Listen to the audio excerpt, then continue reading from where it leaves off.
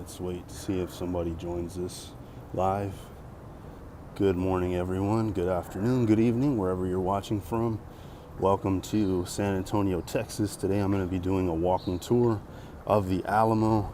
Was kind of scouting out the area just a little bit because it's been a while since I've been here, and unfortunately a lot of areas around the Alamo are closed.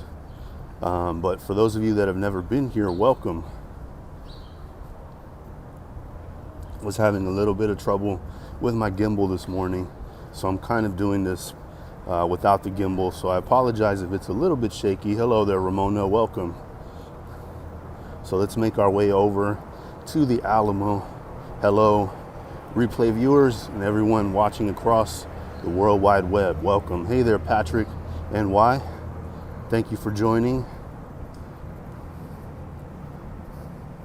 Today is February 25th, 2024. Right now it's about 67 degrees Fahrenheit here, and I believe that's about 19 or 20 Celsius. So I'm making my way over to Alamo Plaza right now.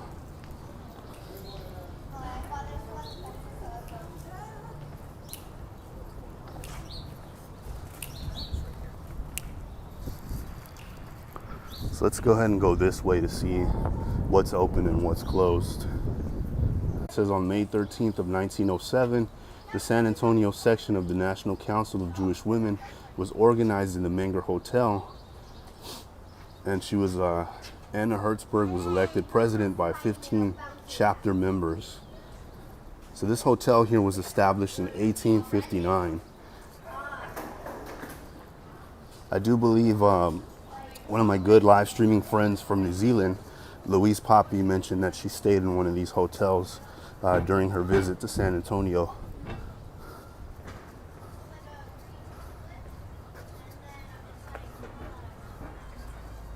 So again, if you're just joining me, a lot of the Alamo here is currently under construction. So I'm trying to find my way around it for you guys.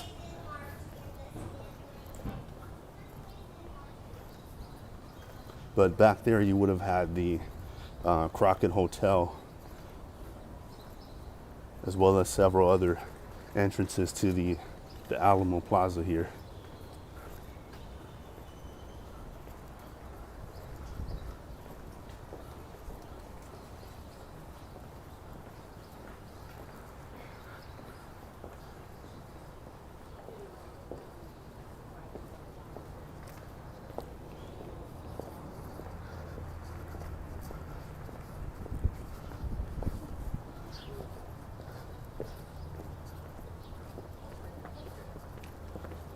Hey, welcome to the 7 people that are just joining.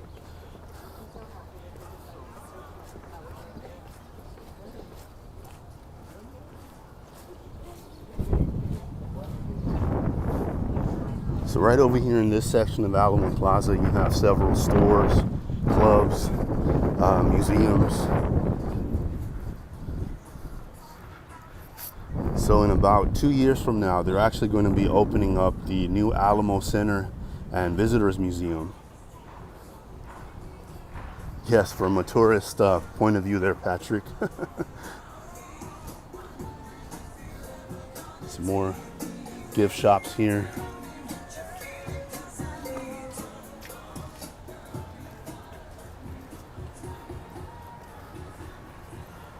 Hey, hello there, Man Explorers.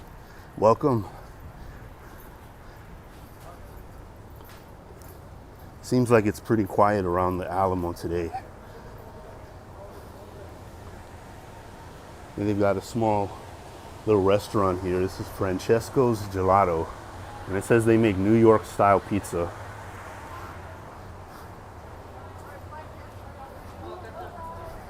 And spoiler guys, it's really not. I've tried it before. Tastes nothing like actual New York style pizza. Yeah, capturing the moment, right? Hello there, Colleen, welcome.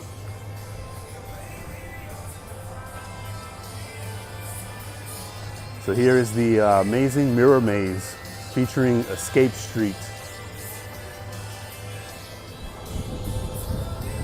There is me right there. Now this mirror kind of makes me look a little bit distorted. I'm a lot taller than that, you guys. You have Luis Toussaint's Max Works Wax Museum right over here. So you have a lot of these tourist attractions, a lot of these museums right here next to the Alamo. Today's temperature, Bruce, is about 67 degrees Fahrenheit. And if you're in Canada or you're watching from somewhere else, that's about 19 Celsius, I think.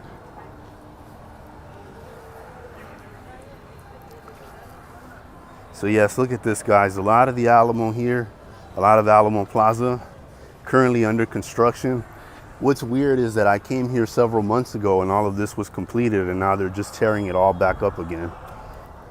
So if you're coming to the Alamo and you're expecting, to see the historic sights and the sounds of San Antonio, just expect to be bombarded with this construction here.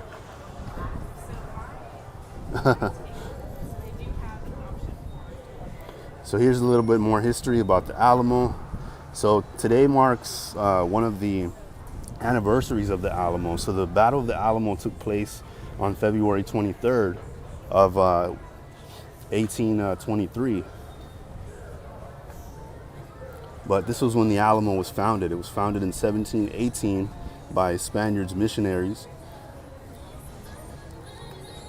And you see the Battle of the Alamo took place between February 23rd and March 6th of 1836. You can pause and read that. Will you be there during the fiesta? I'm headed there for April 22nd to the 26th. I hope to see you there. Yes, Bruce, I will be live streaming all of those events whenever I can. So there are actually several of those fiesta parades there, or several of the fiesta parades that we're having. So I'll be live streaming most of them.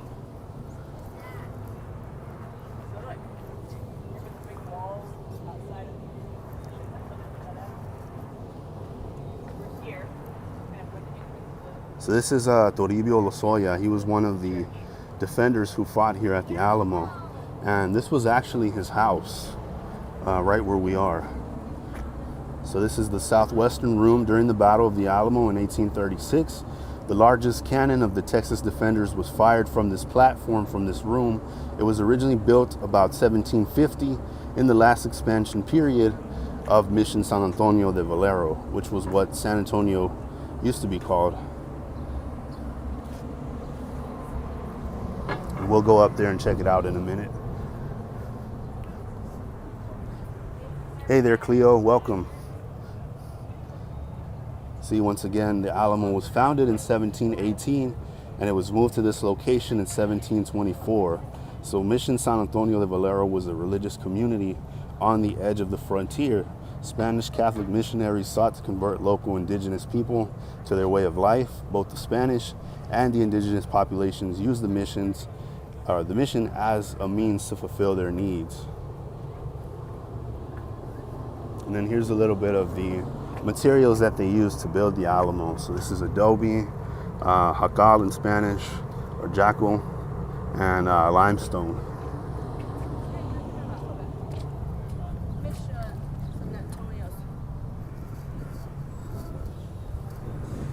Now, one thing I will say is that, hello, sir.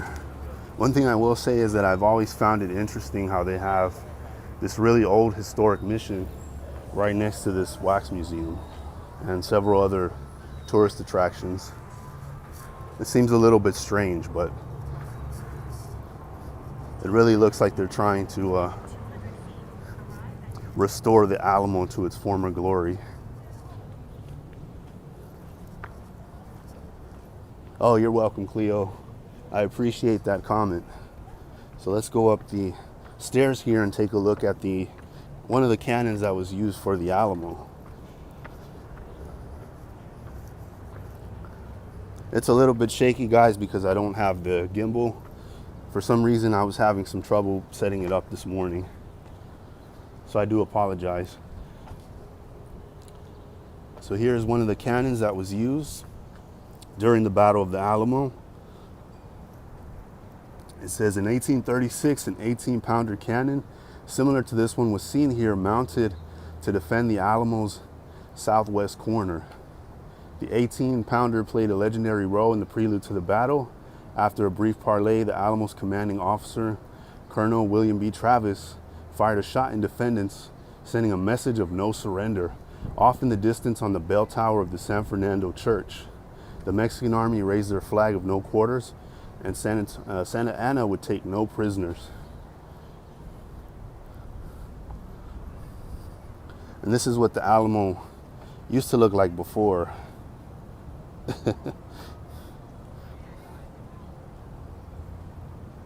Yeah, I think you two would love it there, Manny. So this is what it used to look like before.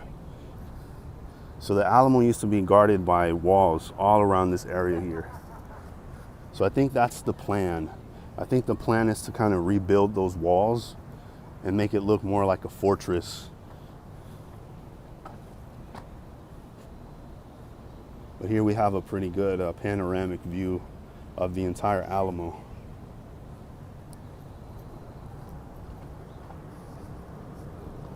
So currently right now it's 10:47 local time for me. At about 11:30 they're supposed to have a firing demonstration of some of the muskets that were used here during the Battle of the Alamo. So that's something I definitely want to check out.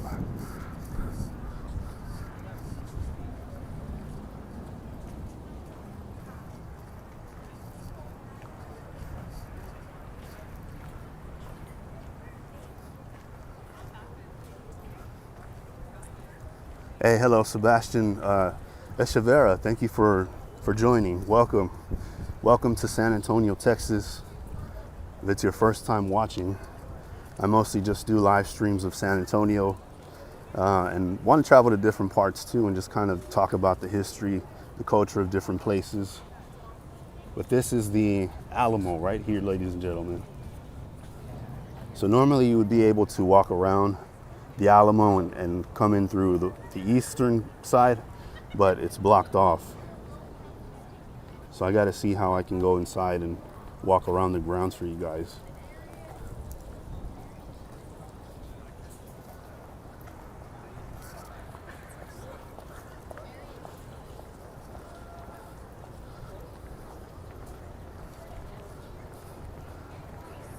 So this is going to be the brand new Alamo Visitor Center and Museum. I believe it's scheduled to open in 2025. So at one point this was actually a Tomb Raider 3D ride. And there was also a Ripley's Haunted Adventure here. A Ripley's Ripley's Believe It or Not museum was located here too. Which again seems a little strange to have that built right in front of the Alamo. So it looks like they're trying to really preserve its history. Yeah, pretty cool history. I'm glad you guys enjoy it. See, and once again, this is what that visitor center and museum is going to look like once it's completed.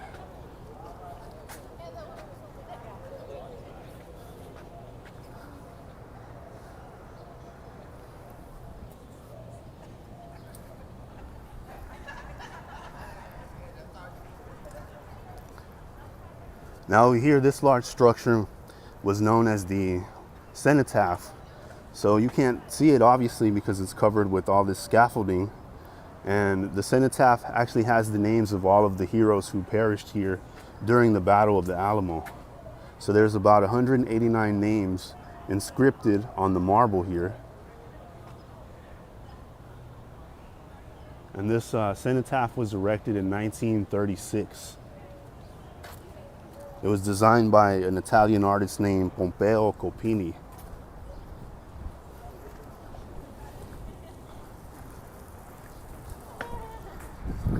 So I had heard there were actually plans to move this cenotaph. It's a little bit controversial because the city is trying to decide whether or not that's the actual plan. This is a very large structure, and they're afraid that even moving it several inches could cause it to break.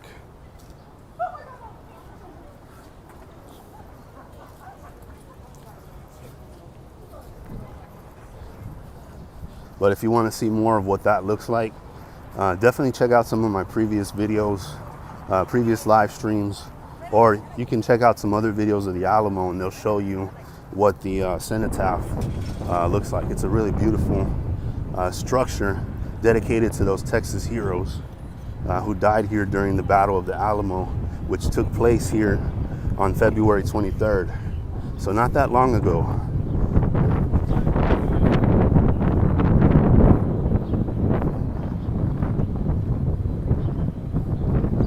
We're just kind of walking around the sides of the Alamo here.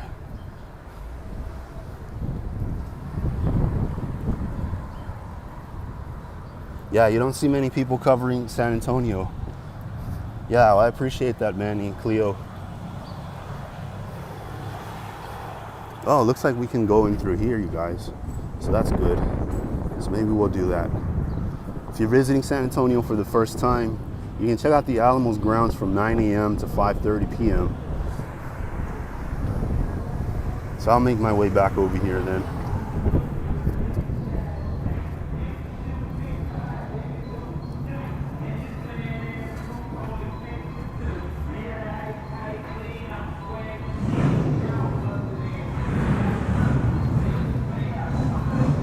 Got some boys showing off over here.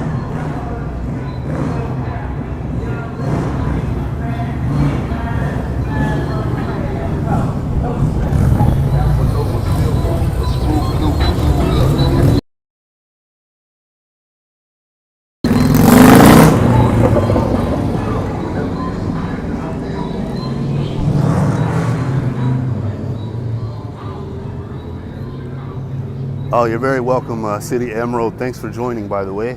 Welcome. So this is the Federal Building and United States Courthouse.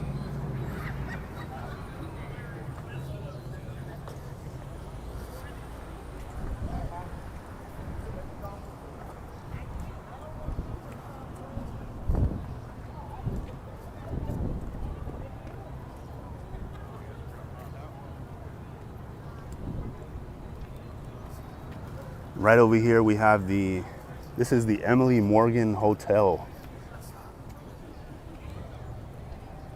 This is kind of like, I like to describe this as the Flatiron Building of San Antonio because it kind of has that style. But something very interesting about this hotel. So at one point this hotel was actually known as the Medical Arts Building. It was actually a hospital before being converted into a hotel. And in the basement of this hotel, when it was a hospital, there was actually a morgue, just like many hospitals have, and a crematorium down below. So there are many people that have come to San Antonio and that have stayed at this hotel, as well as many others around here by the Alamo, and have stated that the hotel is haunted or they've had some sort of a paranormal experience. Yes, it does resemble the Flatiron Building just a bit, doesn't it? Just without all the scaffolding, right?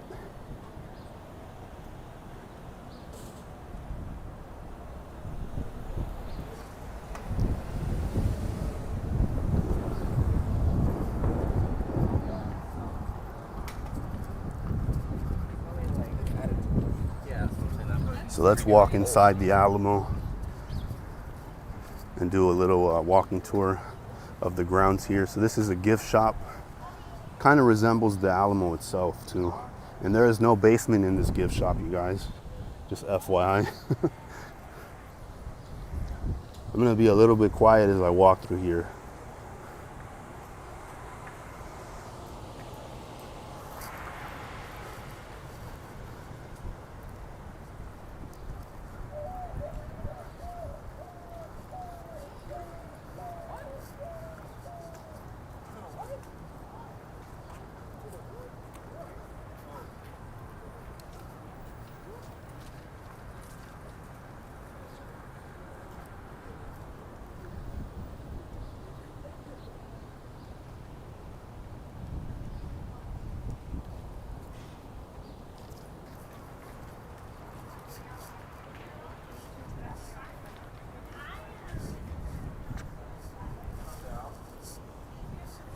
These are the Six Flags that flew over Texas.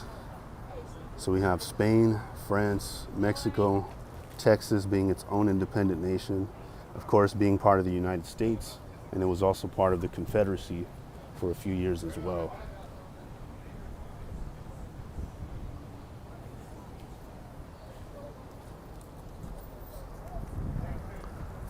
So here's a fun fact. The theme park also gets its name from these Six Flags here.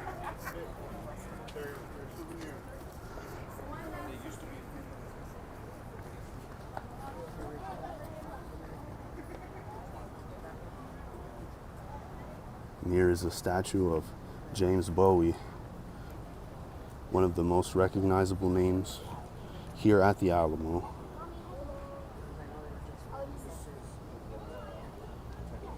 Like many of the defenders here at the Alamo, he was not born in Texas. It says he was born here in Kentucky, but he traveled to Texas in 1830 after experiencing several business setbacks.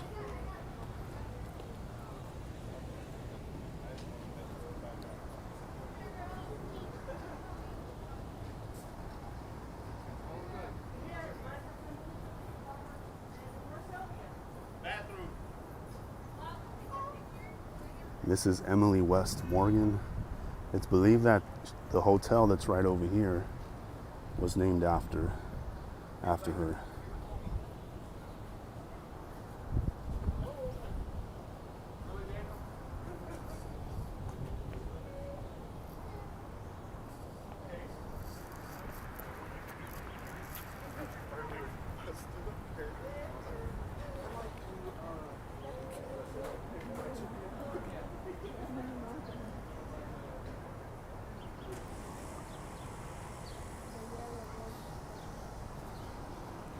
This is John William Smith. He was nicknamed El Colorado for his red hair, and he arrived in Texas in 1827, but he was born in Virginia.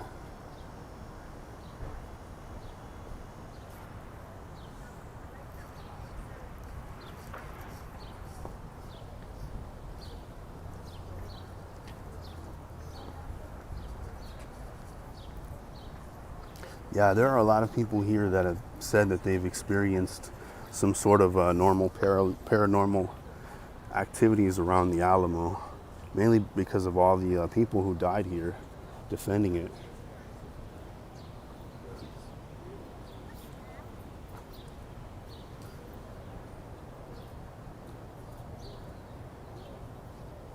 And this is Juan Seguin. Seguin actually has a town named after him, not too far from San Antonio. He was actually born in San Antonio, and he was actually the mayor of San Antonio in 1841. But during the Texas Revolution, he served the Alamo as a carrier, and he led people during the Battle of San Jacinto.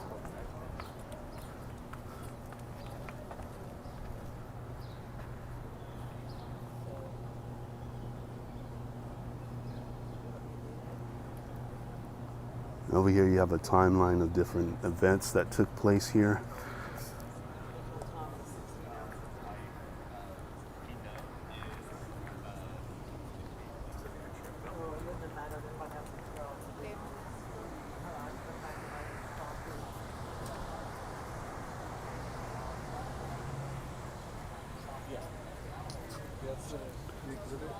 Here's some of the weapons that were used during the Battle of the Alamo.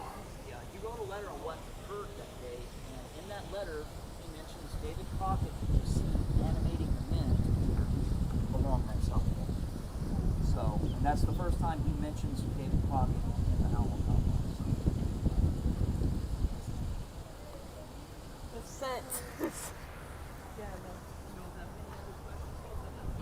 Yeah, very interesting history surrounding this city, indeed. So San Antonio is about 300 years old, Patrick. There's a lot of colonial history, and as well as a lot of Native American history too. Because before the Spaniards came here, a group called the Payaya people occupied these grounds.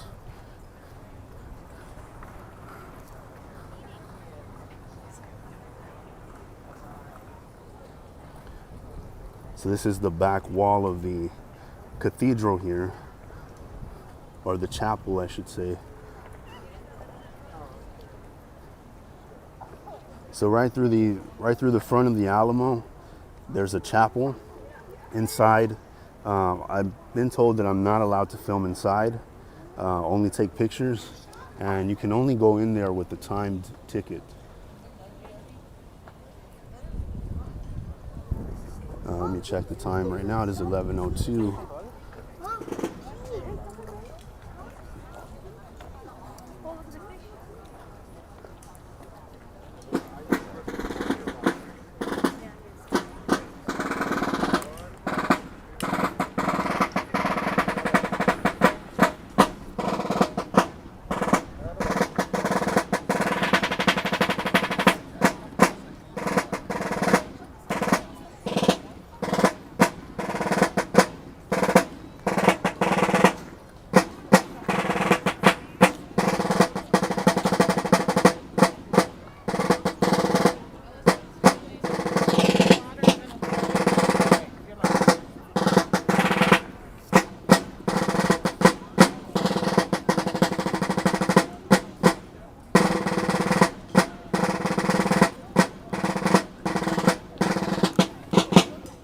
Thank you.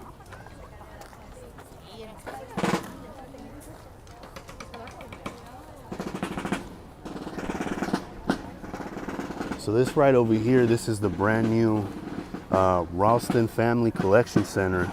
So this is a brand new area here at the Alamo that just opened this year. So inside here you have several exhibitions that feature many tools, many of the documents that were used here during the Battle of the Alamo.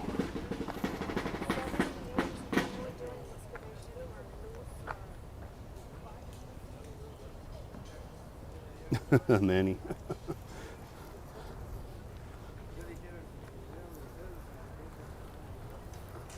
So inside here is a museum. They have tons of relics that were saved and discovered during the time that the Alamo was here.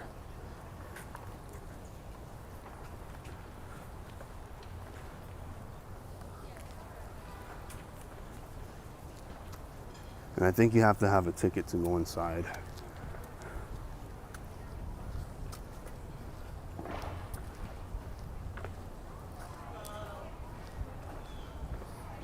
Yes, you do need a ticket to go inside here. But I'll check that out eventually.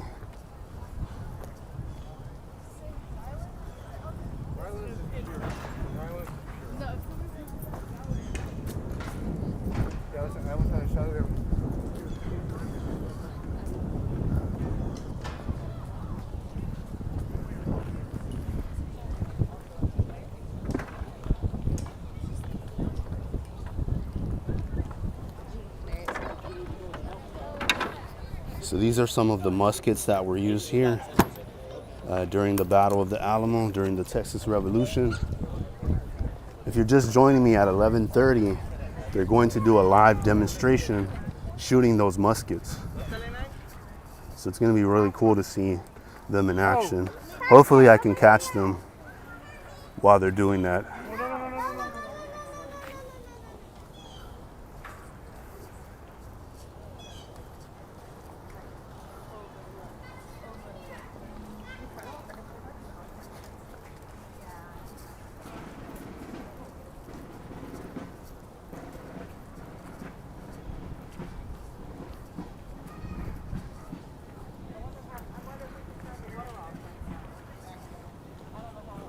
So not too much over here. So I'm gonna exit the Alamo. Oh, excuse me. I'm gonna exit the Alamo and I'm gonna just do a little loop around downtown here for you guys that are new and that have never been to San Antonio. But here's another shot of the Alamo up close.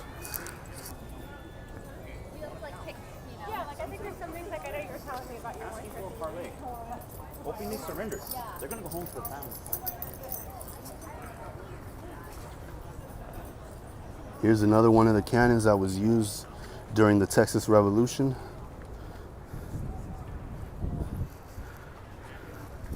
And that man over there is giving them an actual tour.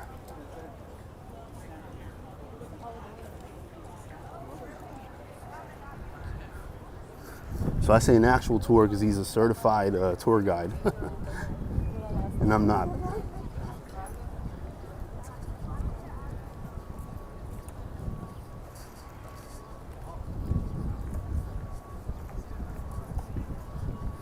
Yes, hopefully we can capture the moment from a tourist point of view. Yeah, indeed, Patrick.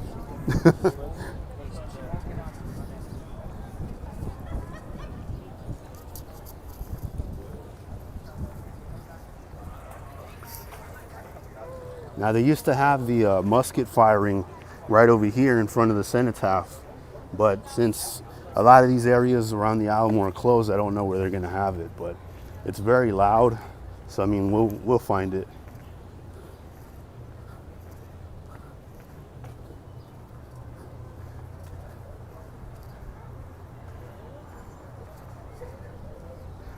You can't get over the fact that people wear shorts here. Yeah, it's starting to feel a little bit more like spring here, Cleo. Thank you, Patrick. You're loving this tour here. Awesome.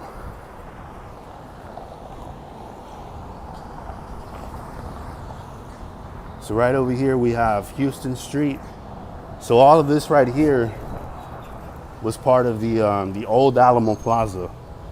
So all of this is going to be converted again into that new Alamo Visitor Center and Museum. Yeah, lots of construction going on here. This was formerly known as the Woolworth Building, or Woolworths Building, I should say.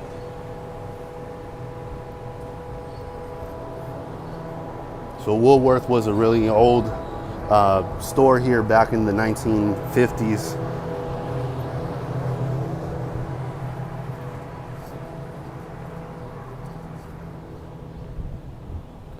See, over here you used to have another entrance to the Alamo, over here down this way. Most recently here in modern history, this was actually a bar that used to belong to, I forgot the name of the owner, but the name of the owner actually fought the city to keep the bar open, and sadly that didn't happen. The city took it over by eminent domain. So you can kind of say that a different battle at the Alamo took place here. Here's another shot of that Emily Morgan hotel for you guys. Yeah, it says it's 70 here in San Antonio, but it feels like 76. Wow. Yeah, I definitely feel the heat there, Manny. It is hot. I am sweating.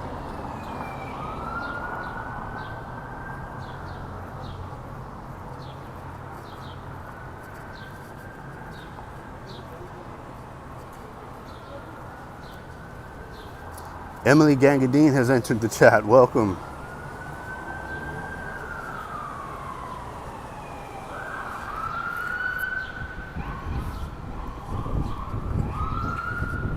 Well, we see a fire truck pass by. Let's find out.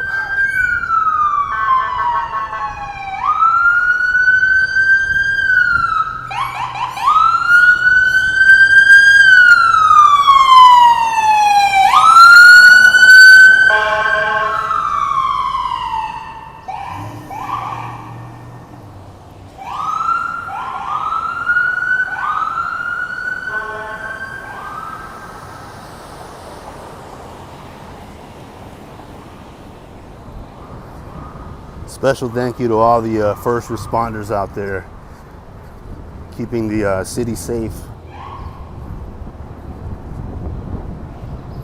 Hey, how's it going, Catelia? Welcome, bienvenidos. Oh, here comes another one.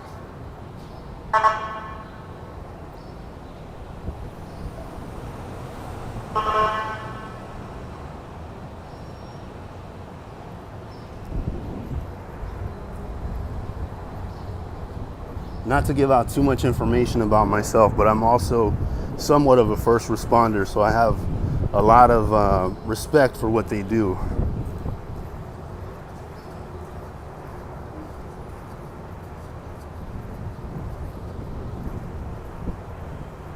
So over here we have the Hyatt Regency Hotel. Lots of hotels right around this area surrounding the Alamo. The Alamo is actually the second most visited tourist attraction in all of Texas.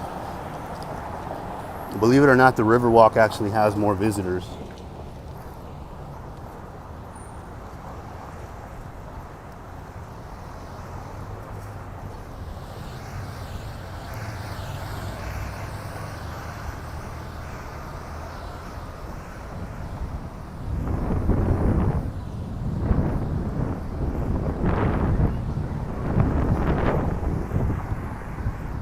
So over here we have Crockett Street, several more businesses right around here,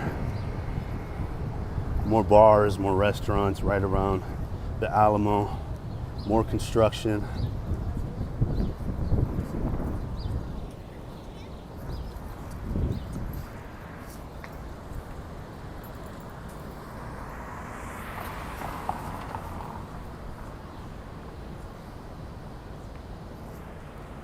All right, I'm waiting to cross the street here. You're Manny's first responder. Awesome, Patrick.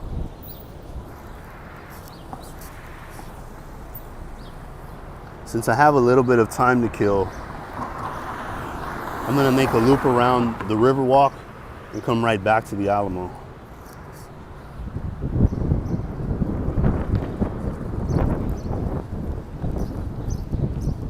If you want to see a little bit more about what the Riverwalk looks like, or you want to learn more about its history, because the Riverwalk does have some really unique and interesting history behind it. Check out my previous video. Yeah, you like the artwork, Patrick? Me too. There's a lot of that artwork kind of scattered around here.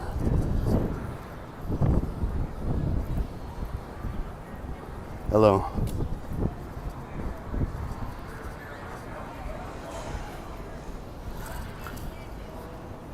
That guy thought he was on video.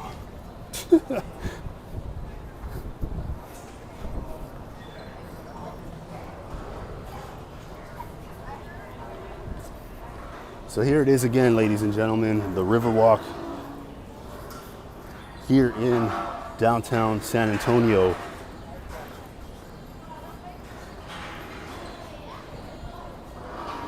And let's see, which direction should I go in?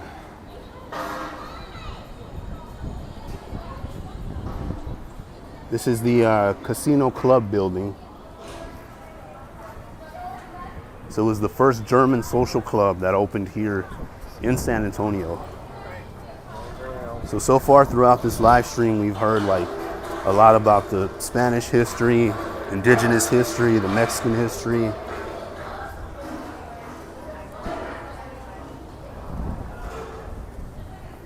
San Antonio just kind of seems to be a melting pot of different cultures.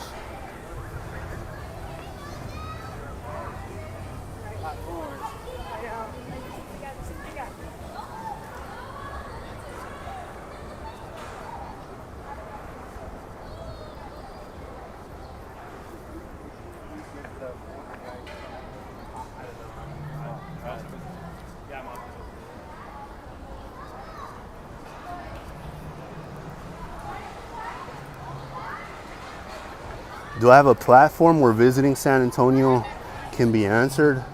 I'm on Instagram, Bruce. You can find me under this exact same name, or if you go to my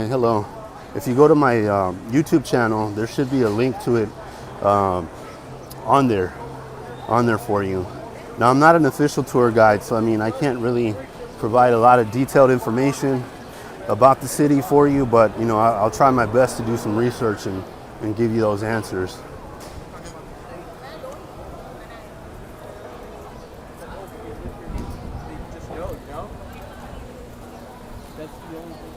Oh, excuse me. Well, I can't add any super chats, Dwayne, because I'm not monetized. You have to be monetized here on YouTube in order to get super chats. I think you have to have around 500 subscribers and about 1,000 hours of watch time. I'm a little short of the 500 subscriber mark.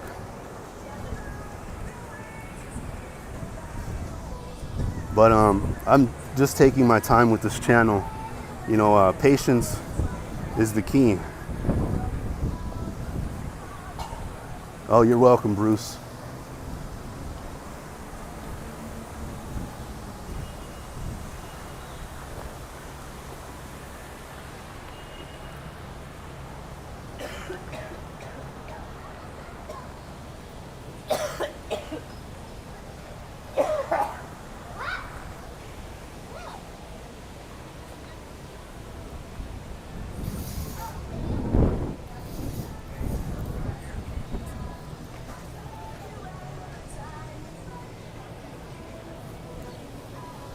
Gonna just stand here and enjoy this for a few seconds.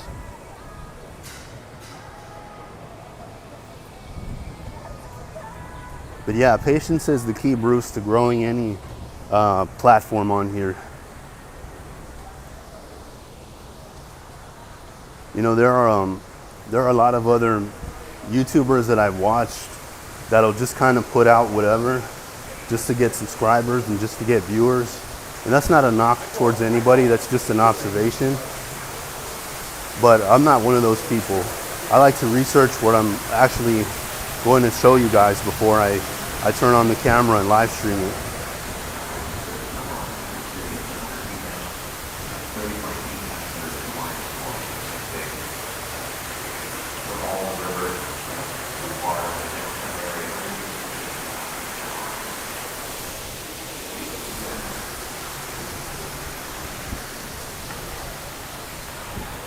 Oh, muchas gracias, Catelia. Sí, me gusta que estamos caminando con Jer.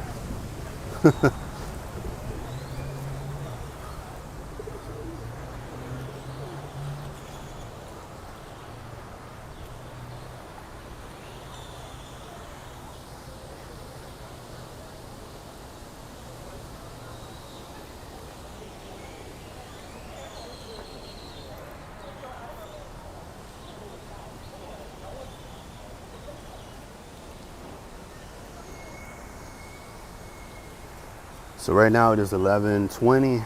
I'm gonna head back over to the Alamo to check out that demonstration that I was telling you guys about.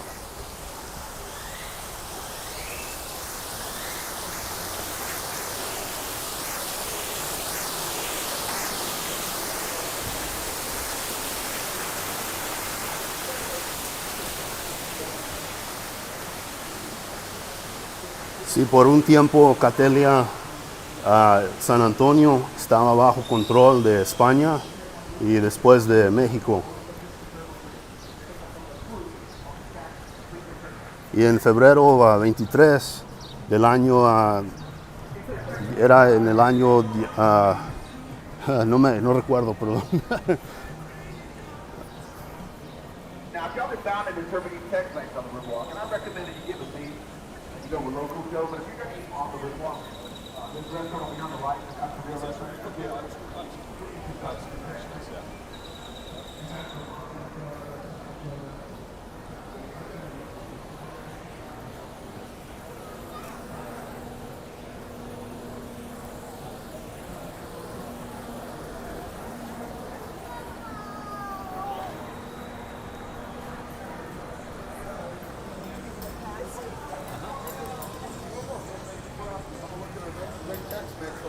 Tortillas are made fresh, they come out piping hot.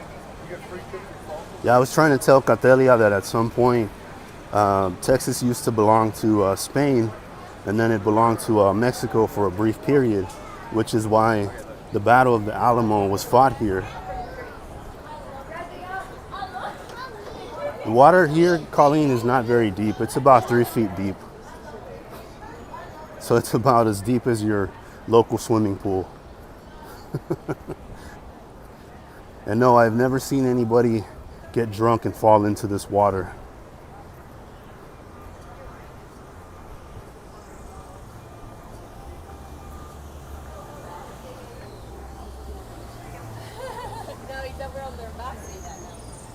So let's head back over to the Alamo.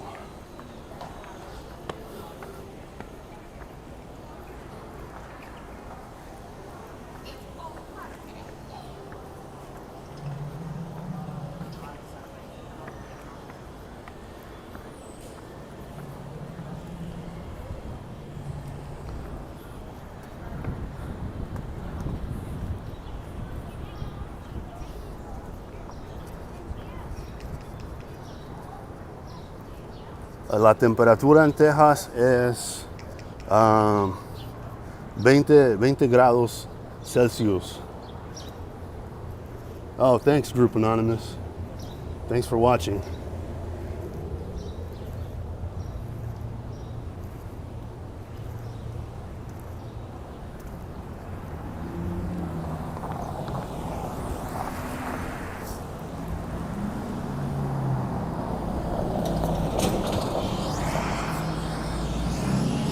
Let's head back this way.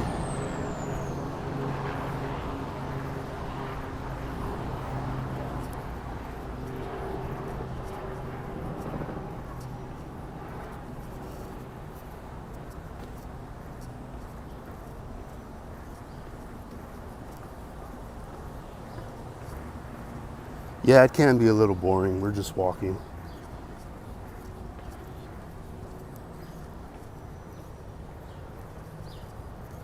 But the good thing about YouTube is there are thousands of other videos out there you can watch, thousands of other channels, other live streamers. So you're more than welcome to watch one of them.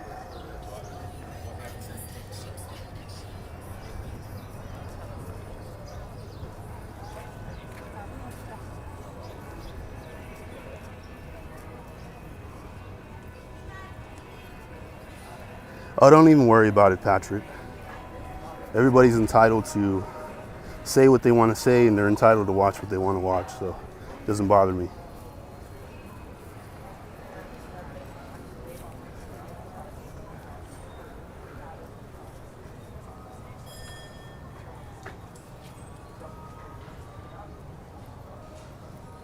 So here's when the Battle of the Alamo took place, February 23rd, 1836.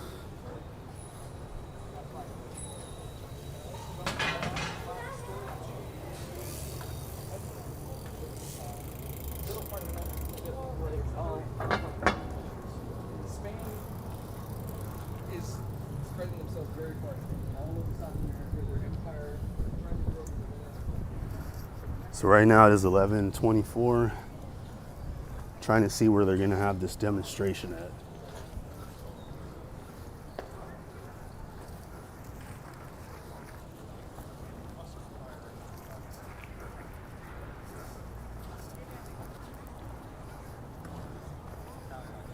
Yeah, thank you, City Emerald. Yeah, I appreciate that comment.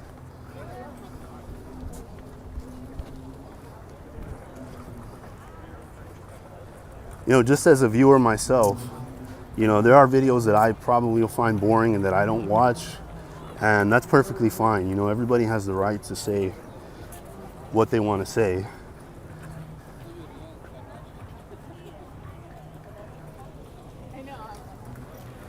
You know, and if there is something that you find boring about it, you know, just let me know if there's something that you want to see, something that you want to know. And I'll definitely try my best to improve on this.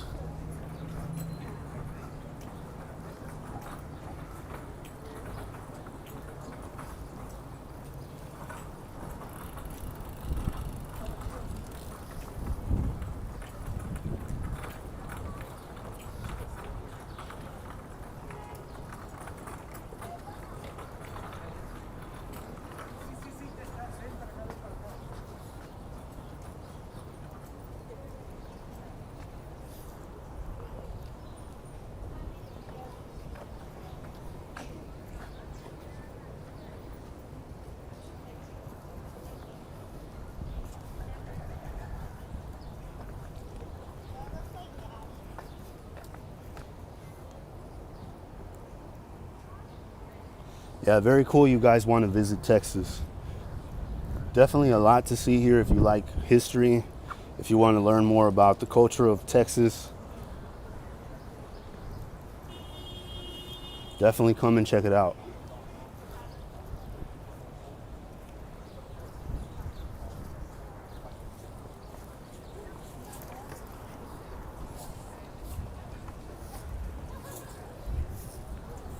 So let me try to find out where they're going to have this gun demonstration at. 'Cause usually they have it over there.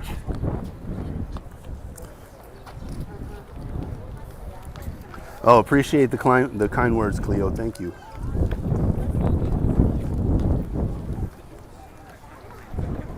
Let me see.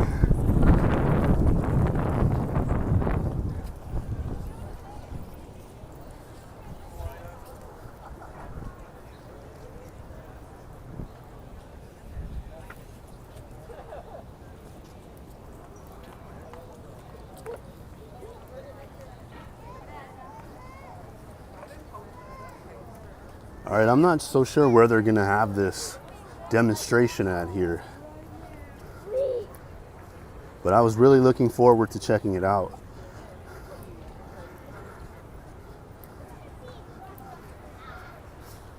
So let me see what time is it here? 11:28.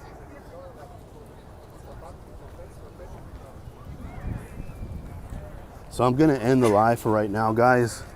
If I do manage to catch it, I'll go live again.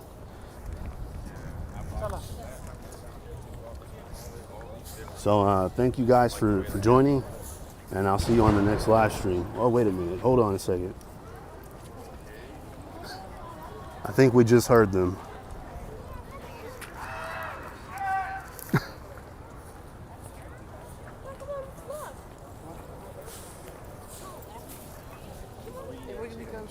Hey, do you know where they're having the musket demonstration at? You taking a video, sir? Yeah. Can you point it somewhere else while you it's gonna be directly behind the church, sir.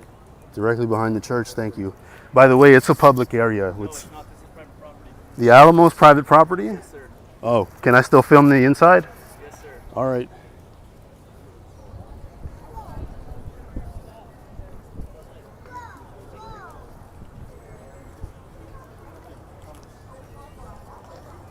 Well, anyways, he was a dick. So let's go ahead and check out the demonstration here.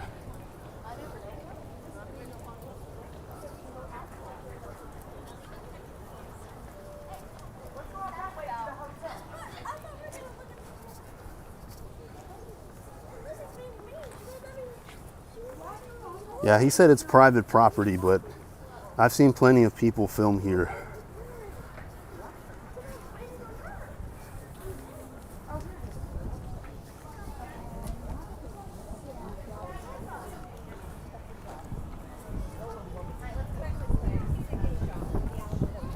Yeah, man, he was. I asked him where the demonstrations were at, and he said to point the camera somewhere else.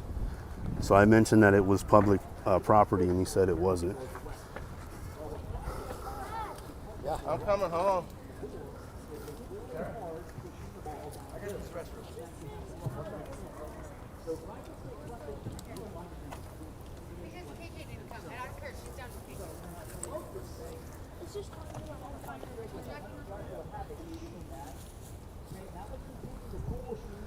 Weapon clean, keep it functioning. Tools can make ammunition, because on the front here, you would have to make your own ammunition. Attached to the bag is the powder horn. This would contain the gunpowder. Okay, and also attached to the bag is the powder measure. Okay, these were they were somewhat mechanical, but typically on the frontier, they were the tips of deer antlers. Some were animal bone cut in half would measure out the powder. So you measure it out, you pour it into the barrel.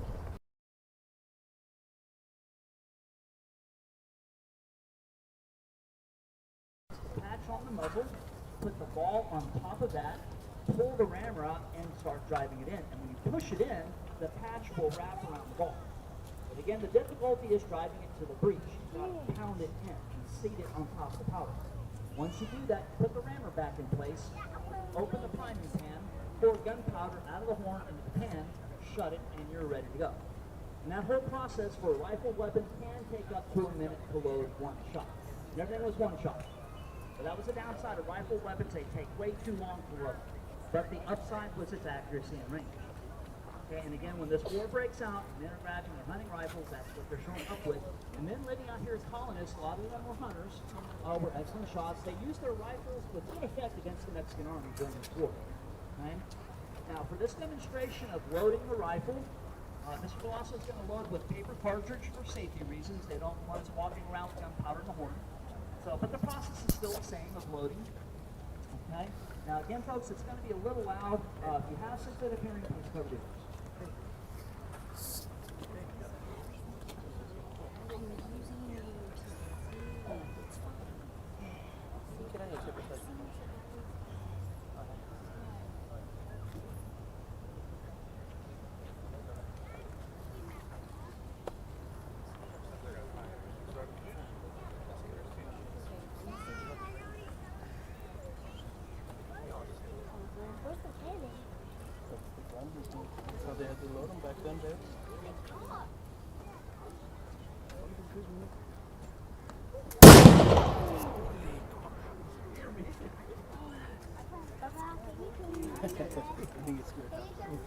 Sorry guys, it might get a little loud, so if you're wearing headphones, What are you doing? turn it down a bit. I hope I don't shoot.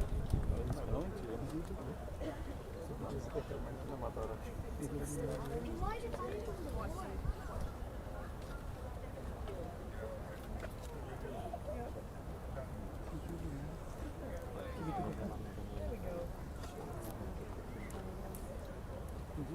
Yeah.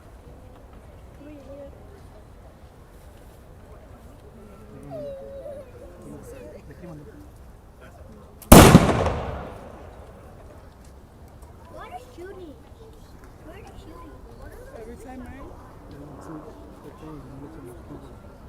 What's blue by now? What?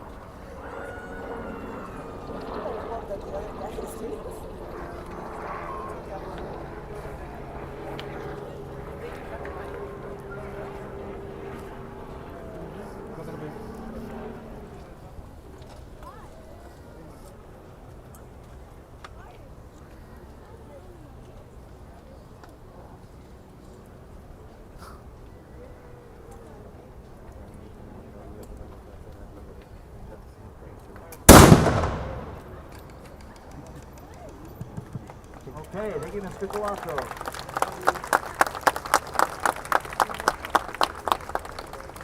Okay, so to the other weapon you would see used here, and that is the smoothbore musket.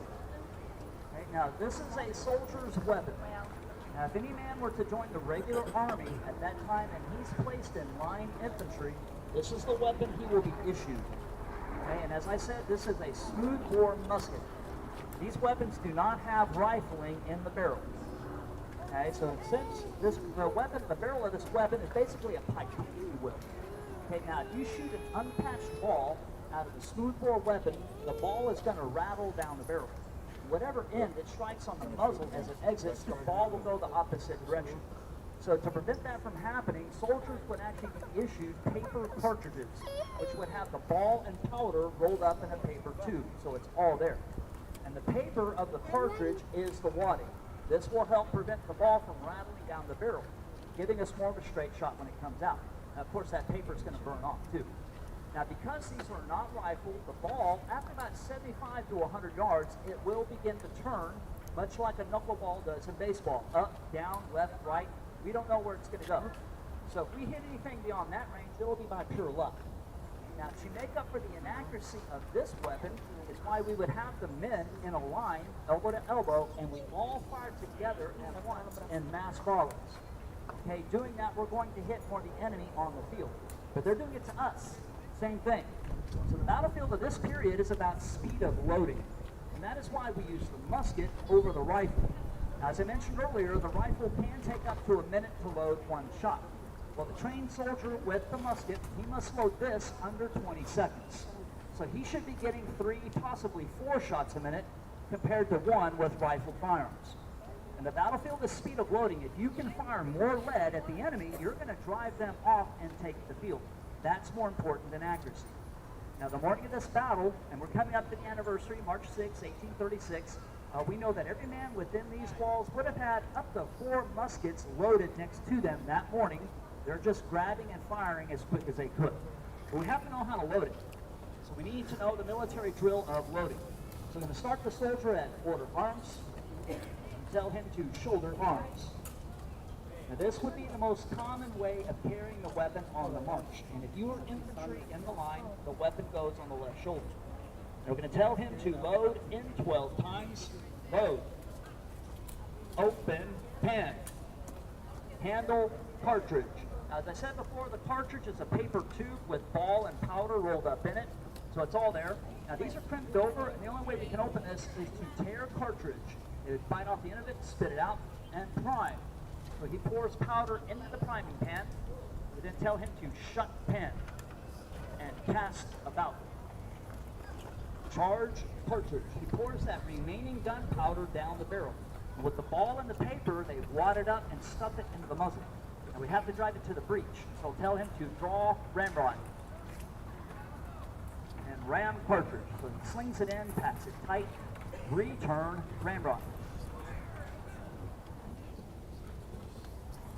shoulder, arms. He brings the weapon to the left shoulder, which then tells the officer that he's loaded and ready to go. And the quickest time, this must be done in 20 seconds. Now, it can be difficult because you are being shot, however. Now, when we see him at that left shoulder, we know the last 3 commands are ready, aim, and Fire. boom. Shoulder, arms.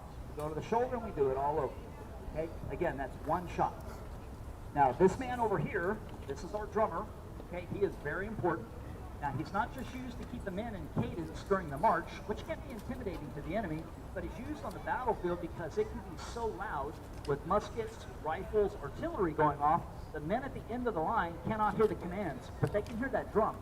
So he is relaying the commands to the men in the line. Now, we're going to fire 3 volleys. The first shot will be done in the 12th step. The last 2 will be done in the quickest time by the drum. So again, folks, it's going to be a little loud. If you have sensitive hearing, please cover the ears. Come over here. Can you see me here?